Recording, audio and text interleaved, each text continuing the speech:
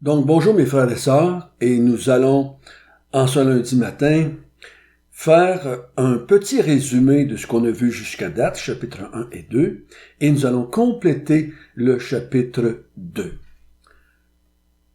Notre bon Père du ciel,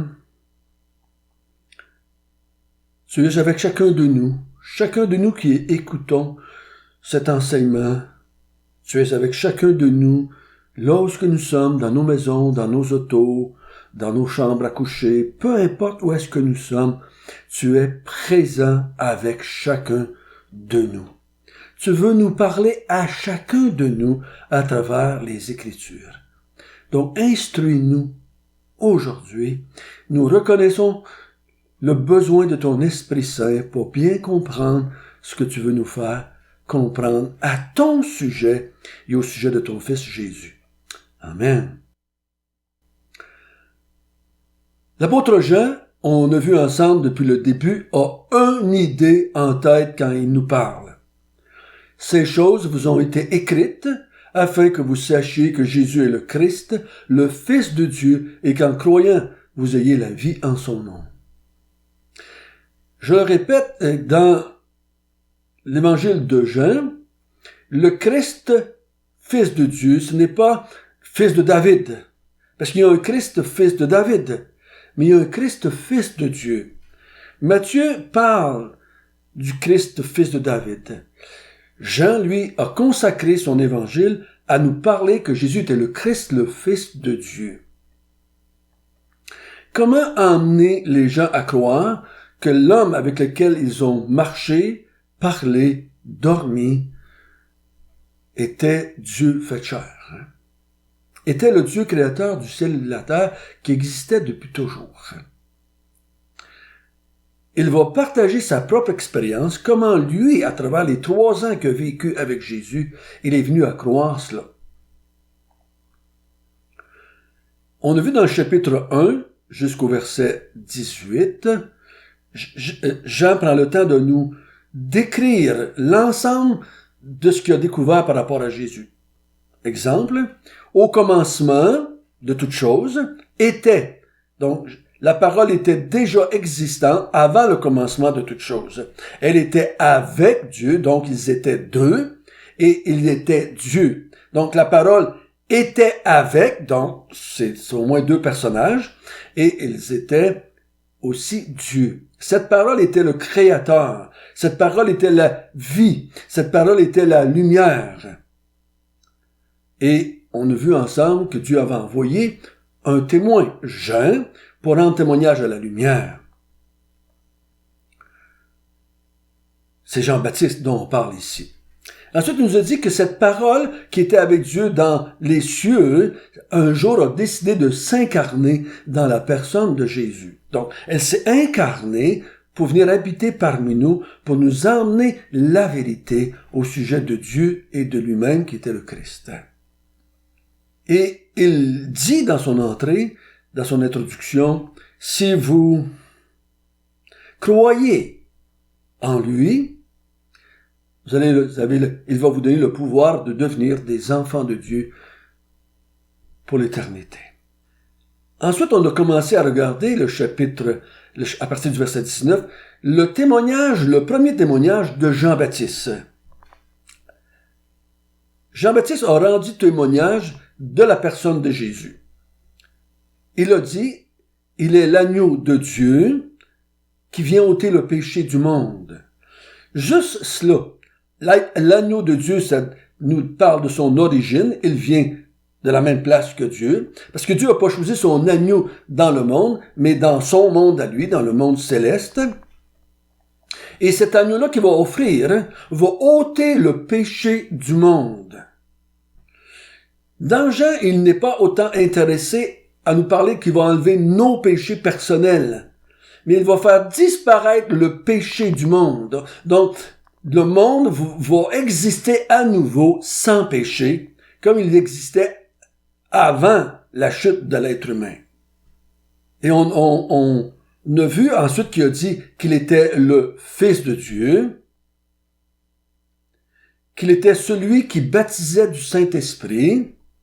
Donc, pour pouvoir baptiser du Saint-Esprit, on a vu ensemble qu'il faut être soi-même Dieu. Je ne peux pas, moi, baptiser quelqu'un avec Dieu. J'ai pas le privilège ou le pouvoir de prendre Dieu et de baptiser les gens avec. J'ai le pouvoir d'annoncer l'Évangile, mais j'ai pas le pouvoir de prendre Dieu et de baptiser les gens avec. C'est Jésus étant celui qui baptise de l'Esprit de Dieu et, par ce fait même, Dieu lui-même. Ensuite, on a vu les témoignages des apôtres, des premiers disciples, qui ont décidé de suivre Jésus après avoir entendu Jean-Baptiste parler.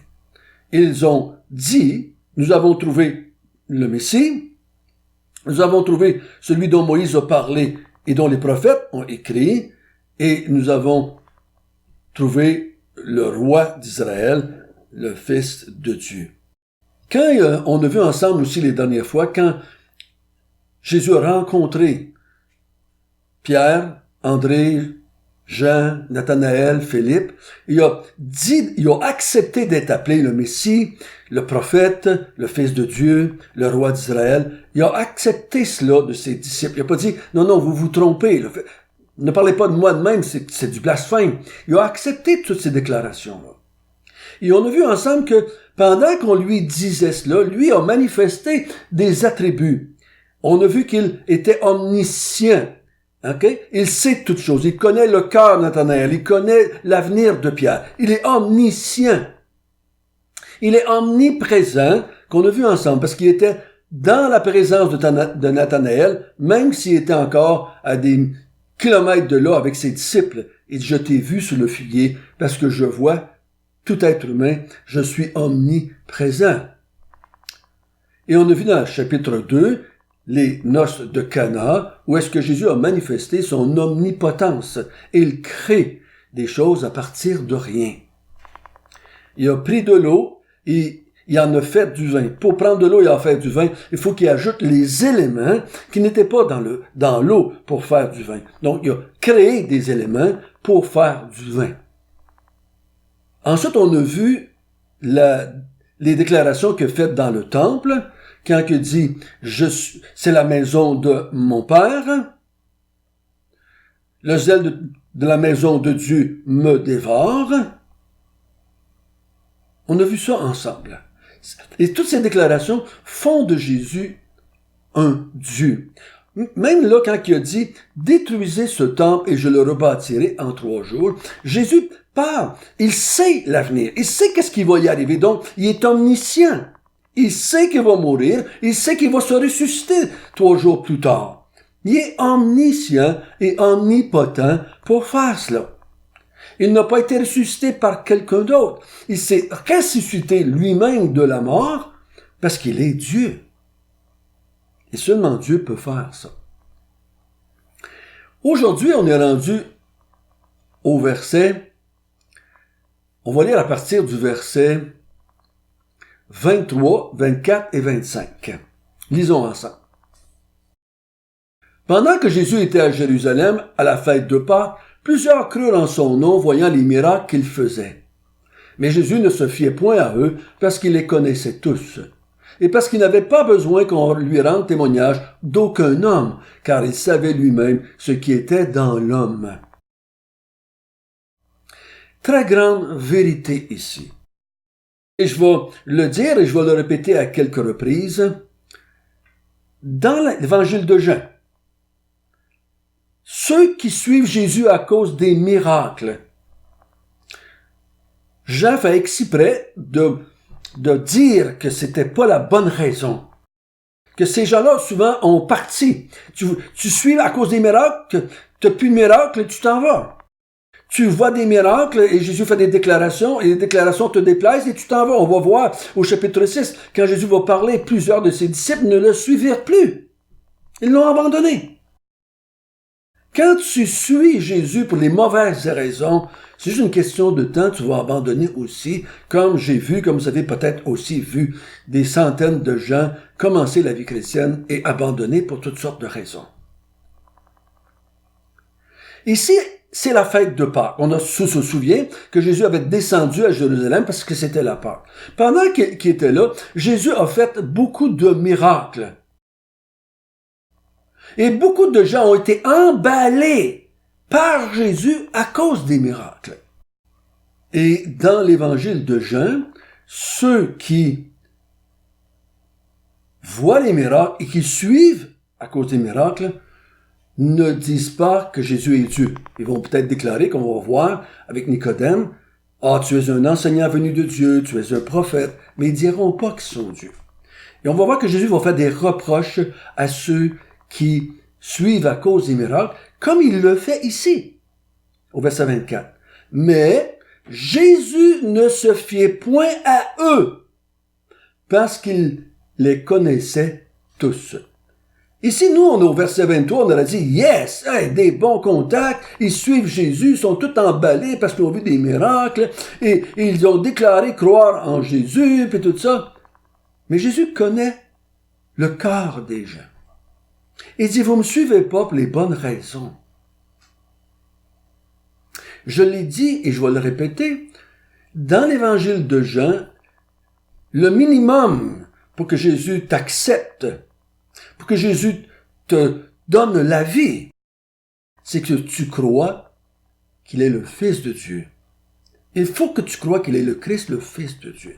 C'est pour ça qu'il va déclarer plus loin, si vous ne croyez pas qui je suis, vous allez mourir dans vos péchés. Peu importe si vous me suivez pour toutes sortes d'autres raisons, si vous ne croyez pas qui je suis, vous allez mourir dans vos péchés.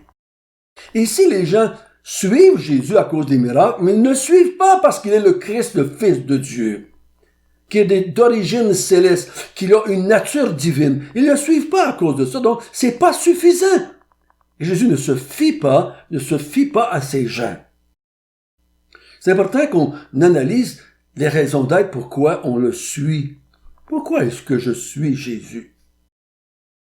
Beaucoup de gens de ma génération, de la première génération de chrétiens, on a suivi Jésus parce qu'on nous a présenté un moyen d'éviter l'enfer. T'es pécheur, tu mérites l'enfer, mais si tu crois en Jésus qui est mort sur la croix, tu vas aller au ciel. Donc on a accepté Jésus, on a cru en Jésus, parce que ça nous sauvait de l'enfer et ça nous donnait le privilège d'aller au ciel. Est-ce que c'était une raison suffisante? Est-ce que c'était une raison suffisante? Il faut premièrement que je croie en celui qui va mourir sur la croix avant de croire qu'il est mort sur la croix, ou le pourquoi qu'il est mort sur la croix. Si le personnage qui est sur la croix n'est pas le personnage qui est le Messie, le Fils de Dieu, ça ne me sauvera pas, même si je croirais qu'il est mort sur la croix. Il faut que je croie qu'il est le Fils de Dieu.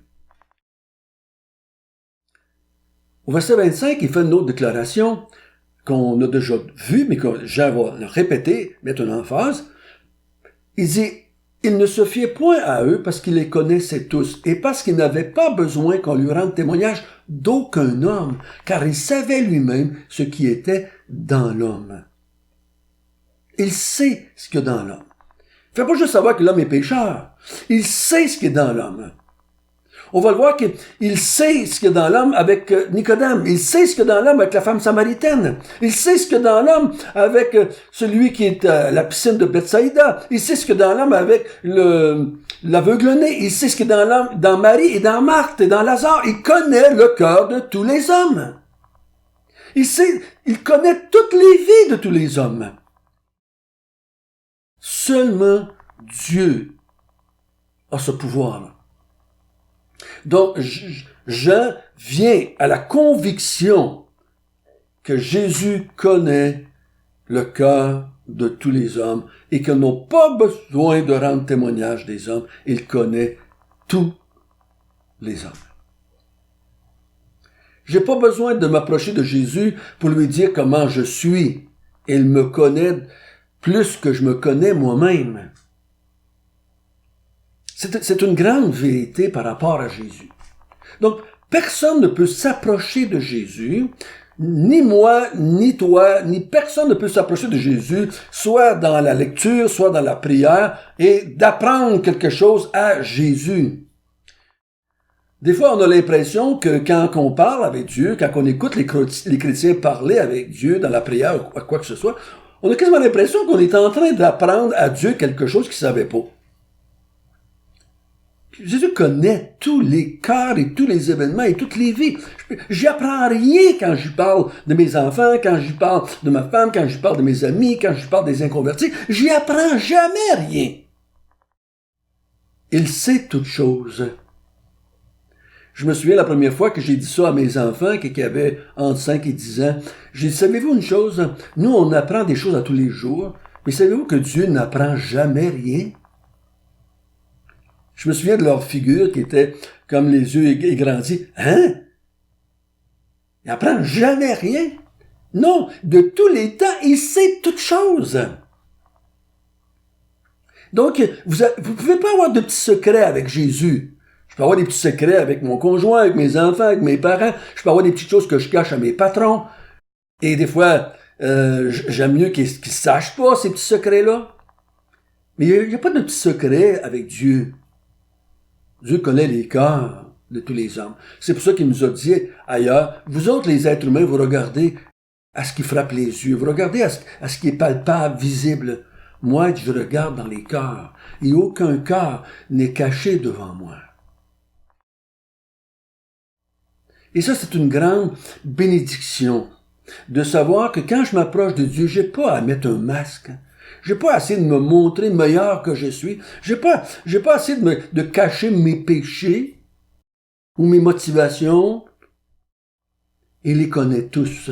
Mais ça l'empêche pas de m'accorder la vie quand je crois qu'il est le Christ, le Fils de Dieu.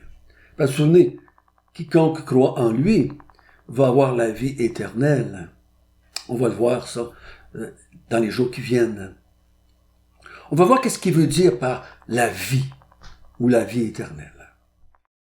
Pour nous, ce matin, nous avons une autre preuve de l'omniscience de Jésus.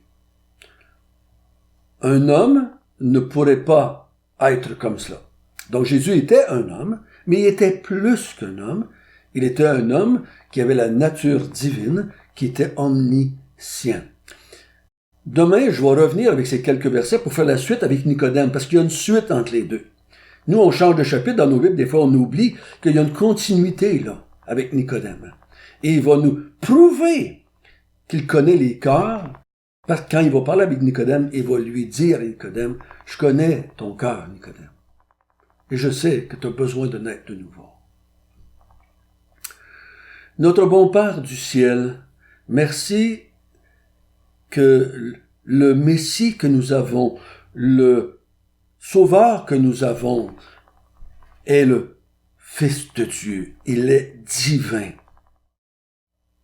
Et ça nous rassure parce que le salut que nous proclamons est tellement grand, tellement magnifique, que ça prend un Dieu pour l'accomplir. Parler du salut des Écritures en parlant juste d'un homme, ça l'amènerait des doutes dans notre vie. Mais rien n'est étonnant, il n'est impossible à un Dieu ou à Dieu. Merci Seigneur d'un tel Messie que tu as envoyé sur la terre. Amen.